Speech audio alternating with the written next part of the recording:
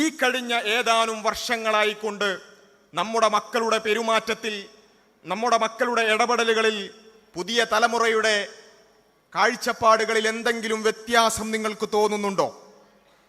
നമ്മൾ ഓരോരുത്തരും സ്വന്തമായി ഒന്ന് ആലോചിച്ചു നോക്കുക.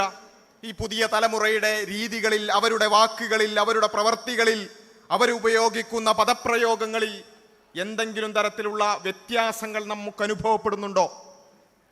പലപ്പോഴും അധ്യാപകരും രക്ഷിതാക്കളുമെല്ലാം പരസ്പരം അങ്ങോട്ടും ഇങ്ങോട്ടും പരാതി പറയുകയും പ്രയാസം പങ്കുവെക്കുകയും ചെയ്യാറുണ്ട്. ഇന്നത്തെ തലമുറ തീരെ ശരിയില്ല, അല്ലെങ്കിൽ ഇന്നത്തെ കാലം പണ്ടത്തെ കാലം പോലെയല്ല, ആകെ മാറിയിരിക്കുന്നു, ഒന്നും പറയാൻ പറ്റാത്ത അവസ്ഥയായിരിക്കുന്നു. അധ്യാപകരൊക്കെ പറയും, ഇപ്പൊ കുട്ടികളോട് ഒന്നും പറയാൻ പറ്റാത്ത അവസ്ഥയാണ്. പണ്ടൊക്കെ അധ്യാപകൻ എന്ന് പറഞ്ഞാൽ ക്ലാസ് റൂമിൽ ഫിസിക്സും കെമിസ്ട്രിയും പഠിപ്പിക്കുക മാത്രമല്ല, ഒരു വിദ്യാർത്ഥിയുടെ സമൂലമായ വികസനത്തിൽ, അവൻ്റെ എല്ലാ നിലക്കുമുള്ള പേഴ്സണാലിറ്റിയിൽ വലിയ ഒരു ഭാഗധേയം നിർണയിക്കാൻ അധ്യാപകർക്ക് സാധിച്ചിരുന്നു. ഇന്ന് അതൊന്നും പറ്റാത്ത ഒരവസ്ഥയുണ്ട് എന്ന് പലപ്പോഴും നമ്മൾ അങ്ങോട്ടും ഇങ്ങോട്ടും പറയാറുണ്ട്. എങ്കിൽ നമ്മൾ ഒന്നാമതായി ചോദിക്കേണ്ടത് ഇതെന്തുകൊണ്ട് ഇങ്ങനെയുണ്ടായി എന്നുള്ളതാണ്.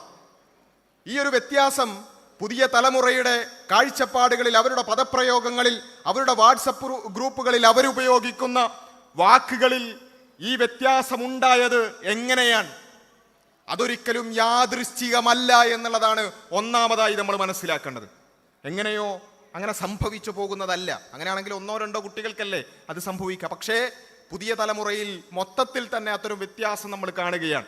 ഇതൊരു യാദൃശ്ചികമായ കാര്യമല്ല, മറിച്ച് അവരുടെ കാഴ്ചപ്പാടുകളെ, അവരുടെ ലോകവീക്ഷണത്തെ വലിയ രൂപത്തിൽ ബാധിക്കുന്ന ചില ആശയങ്ങൾ അവരിലേക്ക് എങ്ങനെയൊക്കെയോ എത്തിപ്പെടുന്നുണ്ട് എന്നുള്ളതാണ് അതിൻ്റെ ഉത്തരം തേടിയാൽ നാം ചെന്നെത്തുന്ന എൻഡ് പോയിന്റ് എന്ന് പറയുന്നത്.